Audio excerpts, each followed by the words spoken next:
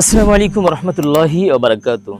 আপনি আর আমি একটা জটিল প্রশ্নের সম্মুখীন অনেক সময় হয়ে থাকি। সেটা হচ্ছে, আমি যখন আমার এই ভ্রমণটা, আমার সফরটা অনেক দূরে হয়, অর্থাৎ দেশ থেকে অনেক দূরে, বিদেশ গমন অথবা দেশের ভিতরেই লং জার্নিং করি, তখন আমরা একটা কনফিউশনে থাকি যে আমি নামাজটা পড়বো কি করে। আমি তো বাসের সিটে বসে আছি বা ট্রেনের কোনো সিটে, কোনো বগিতে আমি বসে আছি, এখন নামাজটা পড়বো কি করে।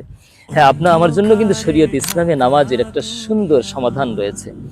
প্রথমত হচ্ছে, আপনাকে ওযু আছে কিনা সেটা দেখতে হবে। ওযু যদি না থাকে তো এরপরও কিন্তু আপনার জন্য রাস্তা খোলা আছে শরীয়ত ইসলামে, সেটা হচ্ছে তায়াম্মুম।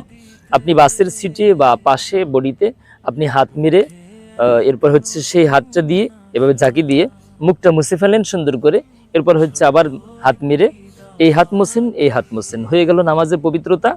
এখন আপনি তায়াম্মুম দিয়ে এই ওয়াক্তের ভিতরে যত ইবাদত আছে করতে পারবেন। তবে এই নামাজটা আপনি পড়বেন কিভাবে, সেটা হলো বিষয়। এই নামাজটা আপনাকে পড়তে হলে অবশ্যই আপনাকে নামাজটা শুরু করতে হবে দাঁড়িয়ে, কেবলামুখী হয়ে দাঁড়িয়ে শুরু করতে হবে। এরপরে আপনি পরবর্তীতে দাঁড়াতে না পারলে হয়তো আপনি বাঁকাবুকু হয়ে পড়ে যাবেন, হেলে ধুলে পড়ে যাবেন, সেক্ষেত্রে আপনাকে বসার আপনার জন্য জায়েজ আছে।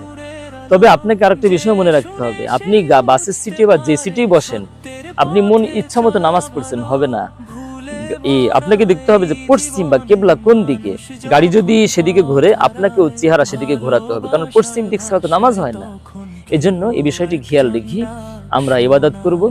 আশা করি সফরের পথে যাদের জটিল একটি প্রশ্ন ভিতরে ছিল, আজকের এটা দেখে হয়তো বা সমাধান পেয়ে যাবেন। আর সিজদা, রুকু, কিয়াম এগুলি যথাসাধ্য আপনাকে বসে আপনি করতে পারবেন, তবে ইশারায় করলেও করতে পারবেন, আপনার জন্য কোনো সমস্যা নাই।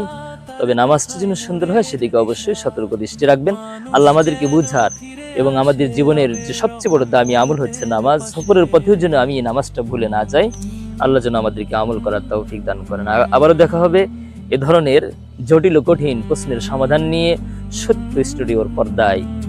ভালো থাকেন, সুস্থ থাকেন। নবীর সুন্নাহ কুরআনে।